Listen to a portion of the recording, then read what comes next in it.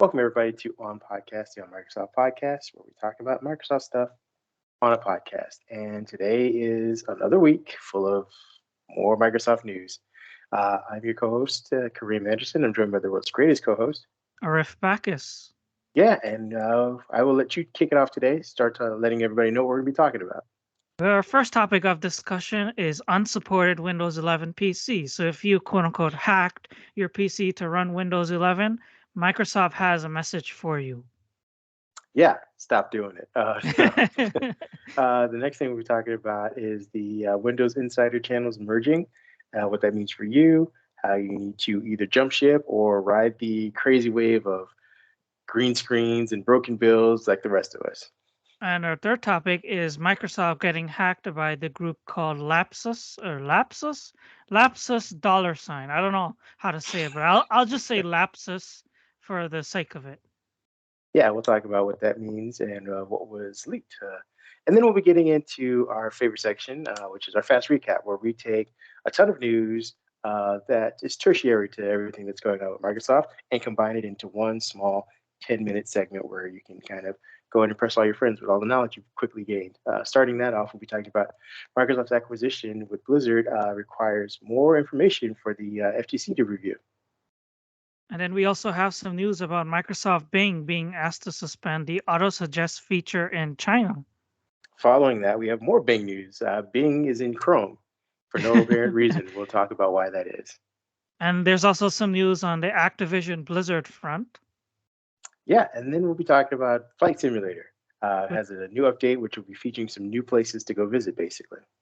And once we finish with Fast Recap, we have our week ahead segment. And there's a ton of stuff that we're looking forward to next week. The first of which is the Halo TV show, which just came out on March 24th, but it's 9 episodes long, so 9 weeks. And there's still some stuff that you could talk about.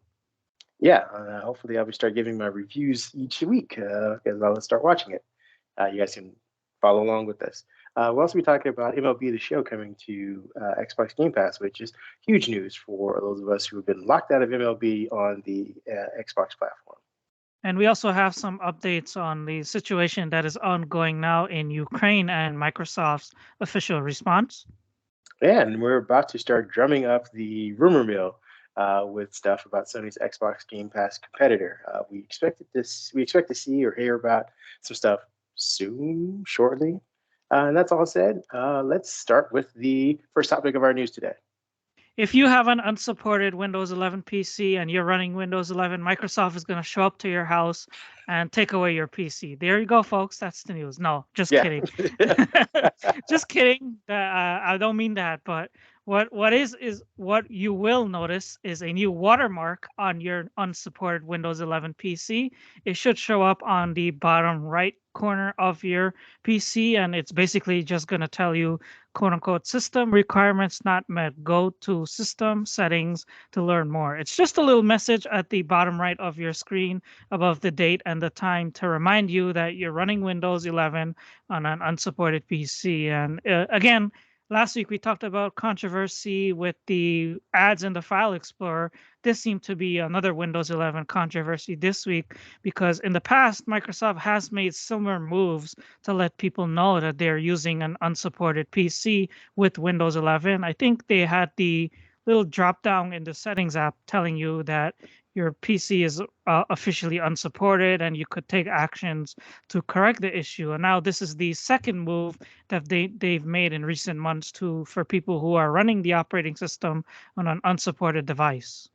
Yeah, this might not matter to most people who are just testing it or running it on a secondary device, but for a lot of journalists like ourselves, this lets people know we're running the software on devices it shouldn't be when we take Uh, screenshots to kind of share with you guys. It's again, Microsoft's trying to, I guess, make a legal app for themselves because there will be a lot of times where people cross out prompts, X out of things immediately because it's annoying to them without having read it. It's the end of or in your user license agreement stuff where people don't really read it and then they get upset when things change. Microsoft is basically trying to keep putting these things in front so that it may hedge off, class action lawsuits or complaints from users saying like, "Hey, you didn't give me any warning." Well, if you look at your desktop at any time of the day, it'll say, "We warned you." And it's not like it's gonna get in the way or anything. No. It's just showing up on the bottom right of your screen on your wallpaper. It's not gonna show up on top of Edge or other apps like running an unlicensed version of Windows would. And it's not gonna stop you from customizing Windows or changing your wallpaper or anything. But it's just a little message to let you know, hey, your PC is not up to spec. Please fix it.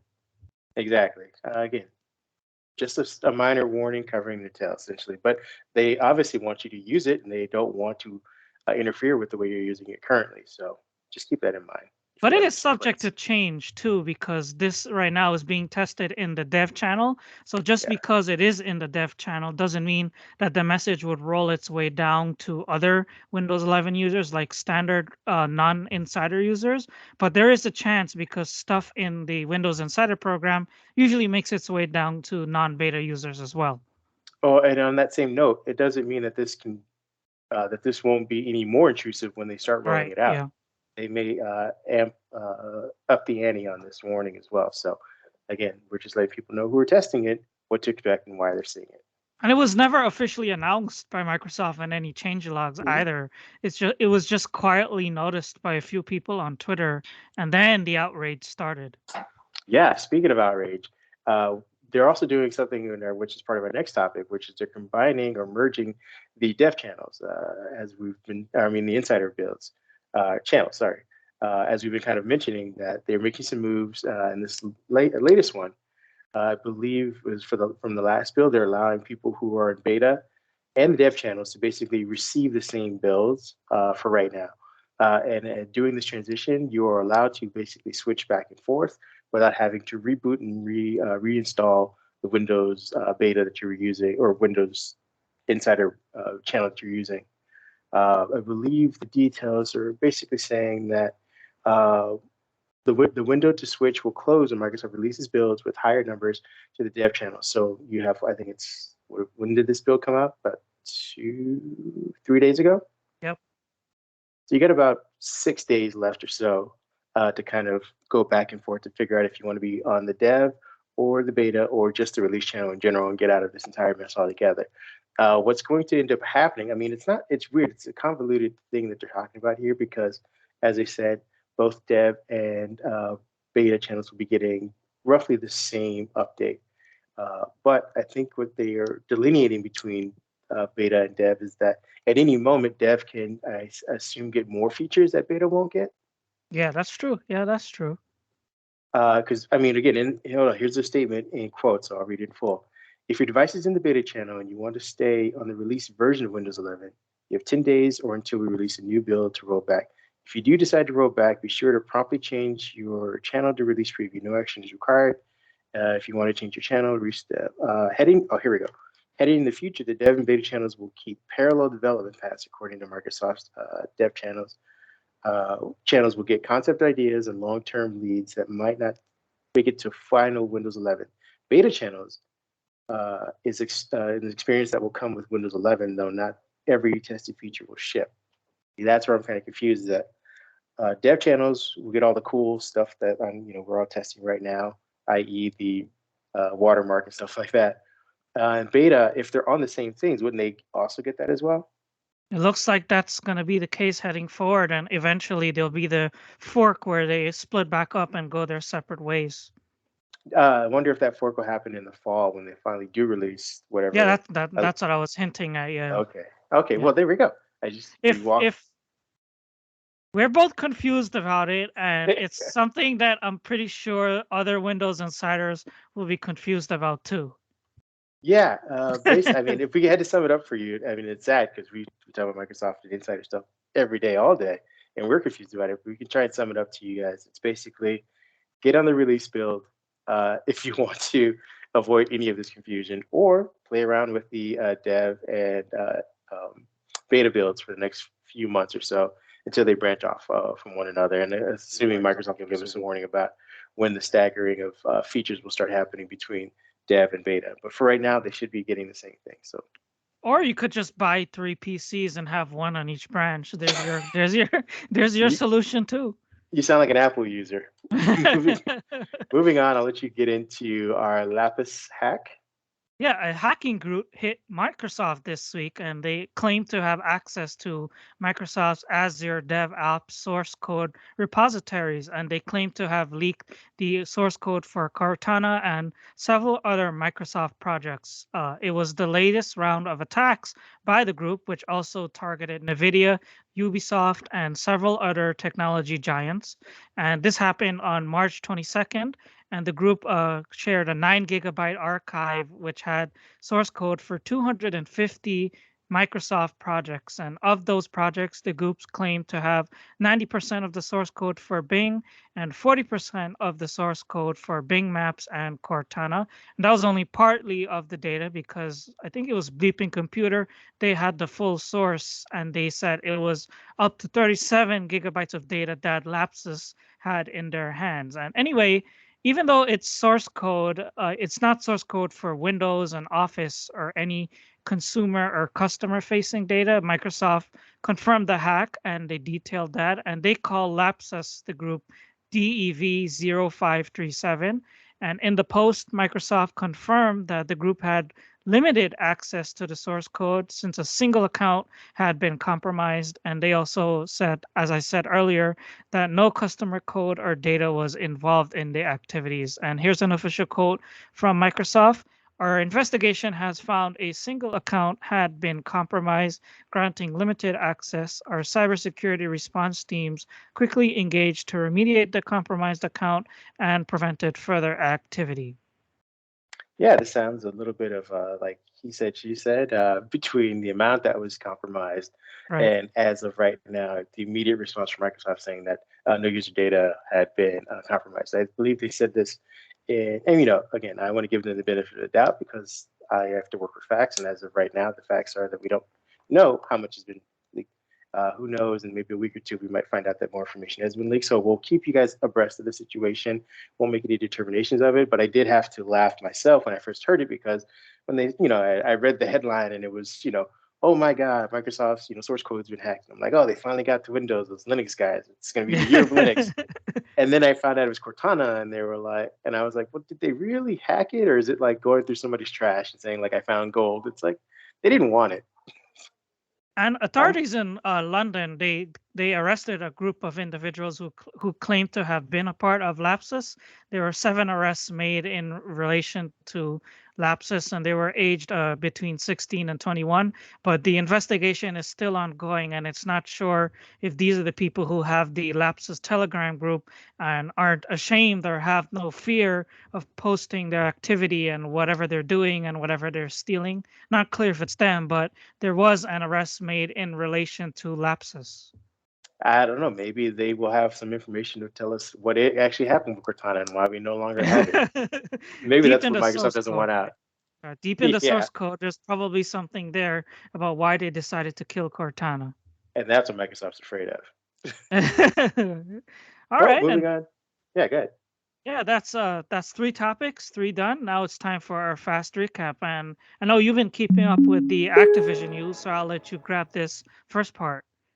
Yeah, Microsoft, and I wrote the headline, and it sounds a little more dire than it is because, hey, I'm not gonna lie, I am not above clickbait, but Microsoft's acquisition of Activision Blizzard requires more information to be given to the FTC. And if you, spoiler alert, if you read the article, if you don't, shame on you. It's basically saying that it's normal business as usual. There are phases that acquisitions go through, and as of right now, this seems to be part of a second phase where more information between the company's proposals and the finances between these proposals will need to be given to the FTC so they know how to evaluate this, both from Microsoft's point of view and from Activision Blizzard. There isn't much else to this story, but we did get some information about a vote that's going to be happening, and this is part of the SEC filings that this information came from. That they will be having have a vote for this next month, I believe, and this is the board telling stockholders that hey, we want everyone to vote for this. We think it'd be a great idea if we all voted for it because we'd all get paid out. If you don't, and for whatever reason you guys want to hold on to Activision, you think you can make it better, you think there's a brighter future without Microsoft, it will immediately hurt the stock because they made such a grand gesture of this, and everyone's kind of hedging their bets on Microsoft being the parent company of this, or the owner of it. So that's basically what we got from this disclosure. But again, like I said, this seems to be uh, in line with the process of everything. So it's going ahead as planned. I believe that again in this filing, that if everything goes smoothly, and this is again it's a long ways away, things could fall apart, things could happen. But if everything goes smoothly, by summer of next year, this should be wrapped up, and we could probably start to hear new information about roadmaps and IP and new titles and proposed games, things like that after that point. But for right now, everyone's just kind of having to cross their T's and dot their I's on this deal. You're always on top of the business side of Microsoft. Love that. Thank you.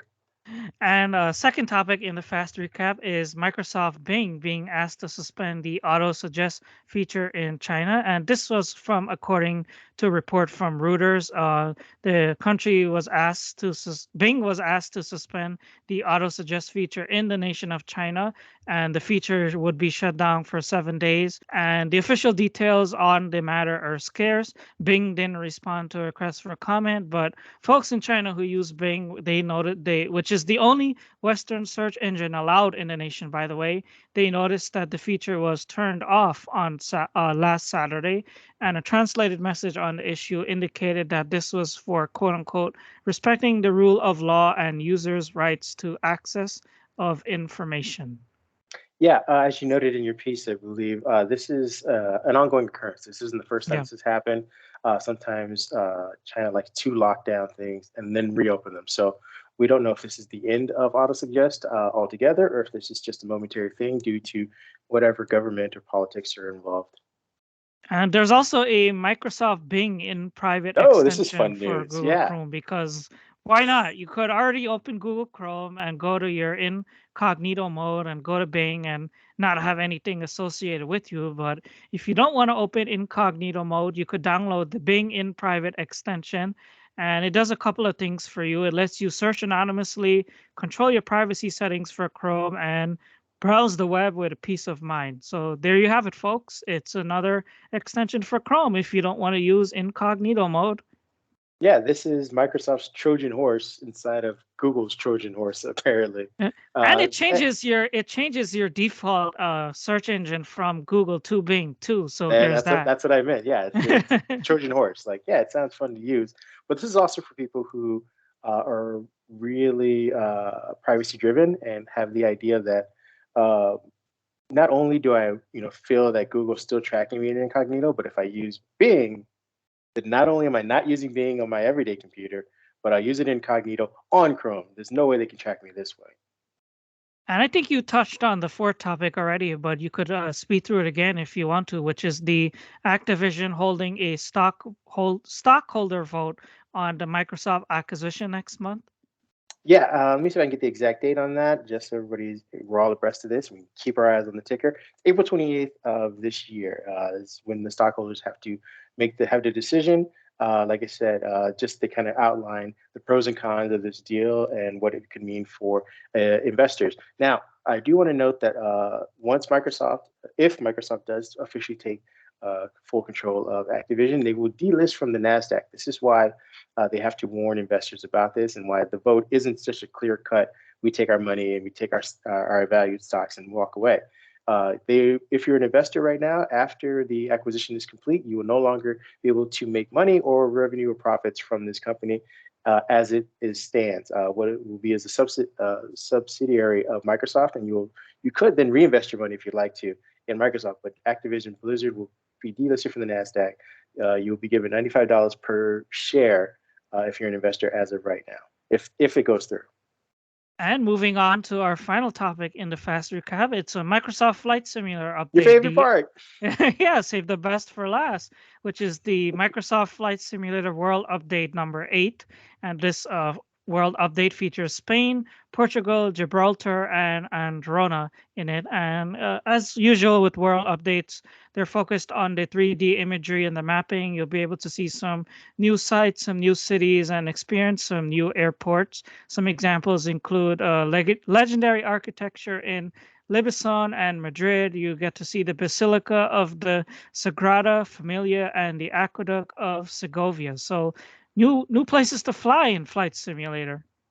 Yeah, and I believe we still have about 2 more minutes left, and I just wanted to tack on something that's really important that could be making bigger headlines next week. Microsoft had accusations of bribery in the business Yeah. investment area. This is going to be something to watch for because I believe it's a former employee who said that there's been some impropriety as far as the dealings with Microsoft's business investment funds. So they've been, I think one of his examples was, quote, sometimes, as in the African case, there were suspicious requests from the business investment funds. In other instances, he saw a contractor for the Saudi Interior Ministry receive a $13 million discount on its software, but the discount never made it back to the end customer.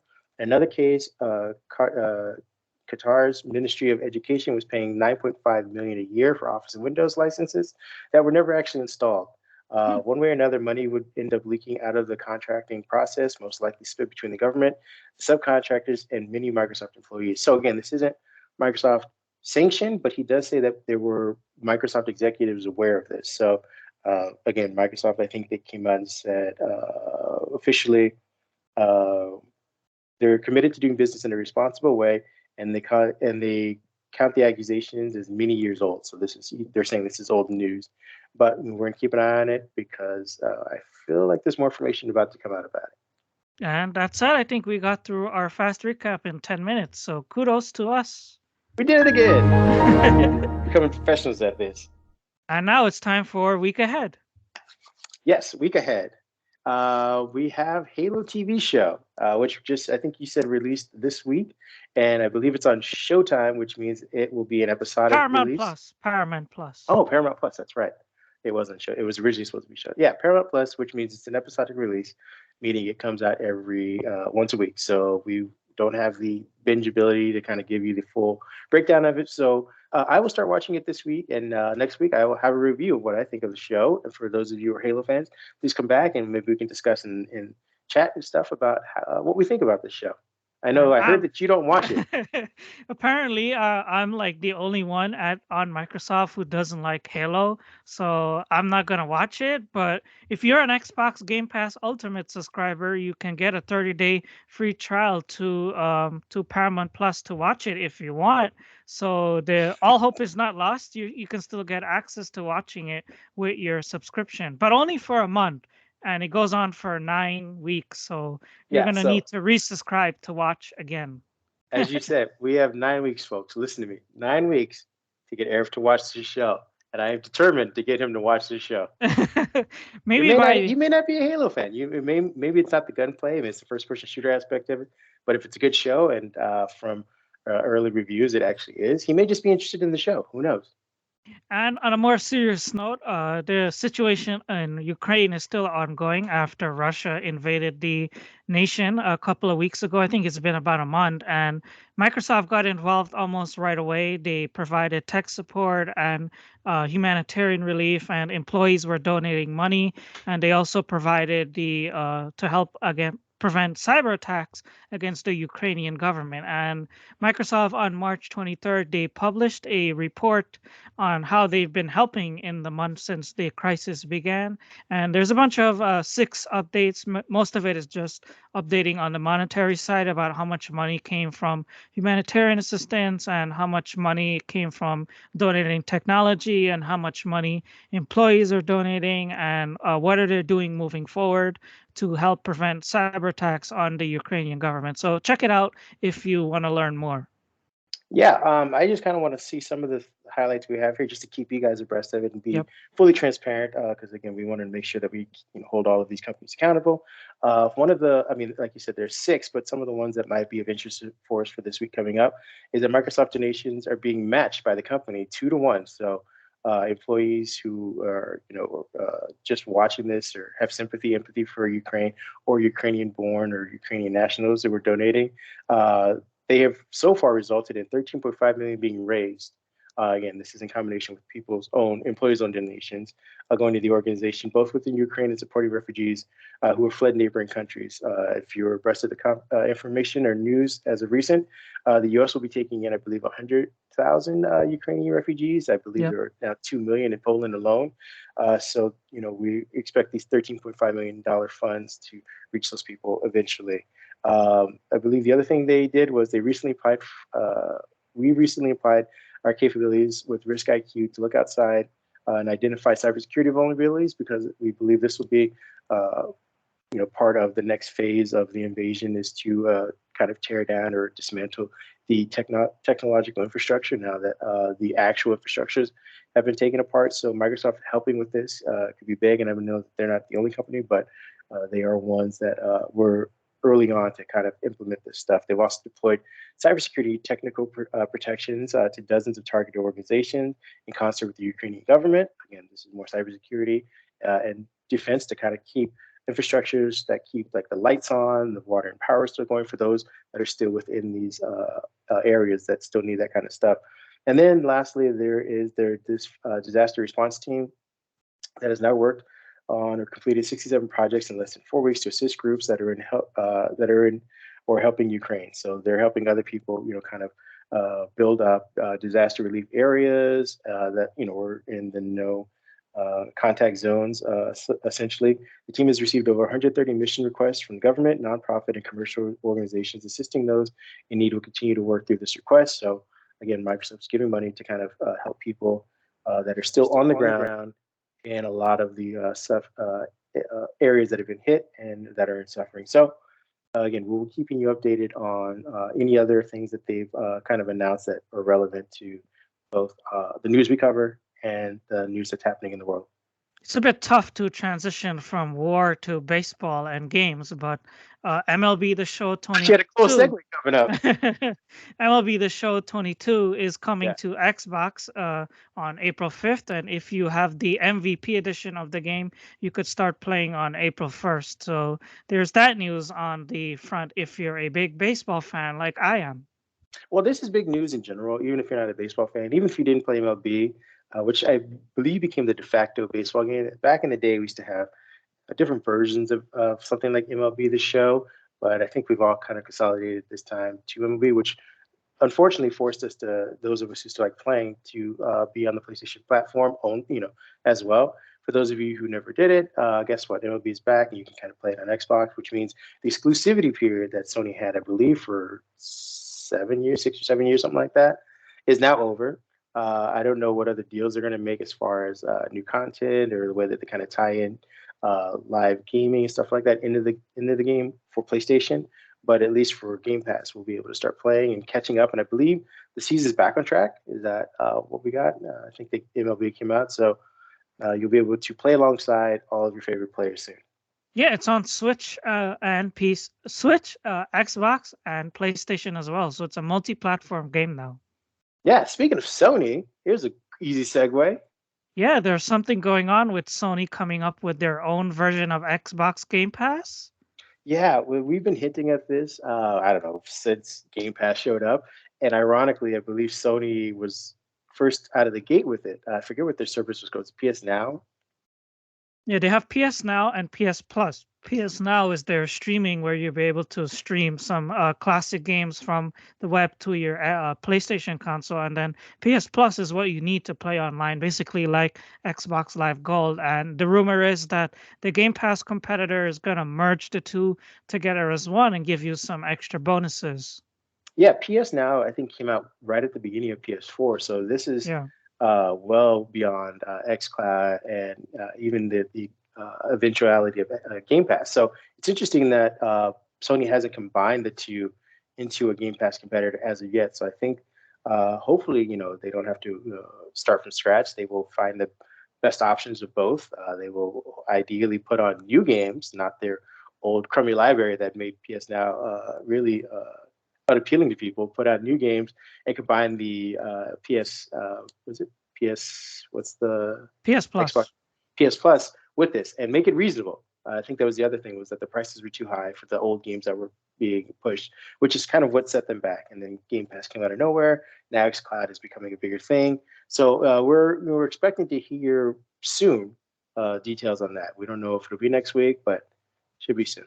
Yeah, according to Bloomberg, they could launch it next week, but this is just a rumor, and I wouldn't hold my breath. I don't want to say if they're saying launch it, what they mean by is testing a beta. I don't think any company is just going to come out of nowhere and we haven't seen any hints of it. No one's tested it. No one's played it. They haven't stressed the servers yet. That just seems kind of weird for Bloomberg to say launch it versus test it. We shall find out because we'll be here next week to talk about it. Exactly. And you'll be talking about how much you love Halo at that point, right? I will. I promise you at one point I will say something nice about the Halo TV show. Well, on that note, you can find me. Oh no, we got to talk about. Do you have anything that's hardware related? Any giveaways, anything like that? We need to let people know. Or are we having a very strictly news oriented week this week? I am out of things to review, so I'll leave it to you. Uh, I'm not out of things to review. I'm just procrastinating on things I need to write about. So hopefully there'll be some things coming in the pipeline that you guys can review about. The one thing, here's something that we could talk to folks about. Please send in, and again, you can send it into or write about it on our Twitter page or on the website itself. Desktop setups. This is something we kind of want to explore. I know everyone's kind of in hybrid mode right now, or they're going back to office, or they're at the end of their full renovation of their home office. We'd like to know what kind of tools you guys are using to renovate your home office, as far as webcams, cameras, desktops. We'll be writing about our own setups on the website as well. So if you're interested in that kind of stuff, stay tuned, and we should have some pieces for you soon about that. Yep. And with that said, I'll leave you for the traditional outro. Yeah. You can find me at Mindhead1 on Twitter. Where can people find you? ABAC Jern. Yeah, and as I just mentioned on Microsoft, at Twitter is our handle. If you want to be abreast of all the news, headlines, giveaways, what do we call those? Editorials, things like that, hardware reviews, all there. If you want the full length versions of any of that information, you can go to onmicrosoft.com. If you are a gamer and you're interested in keeping quick tidbits about information, you can visit our Pinterest page. You can go to our Instagram page where we kind of chop up our podcasts and our interviews and other information on there as well. I think that's all the places we're at. We're not on TikTok because we're not cool enough just yet. And because Microsoft never had the chance to buy it. I know. We're going to boycott it until that comes back around and is relevant to us again. And thanks for watching, everyone. See you again soon. Same place, same time. We enjoy all of you and hope to see you guys soon. Bye-bye.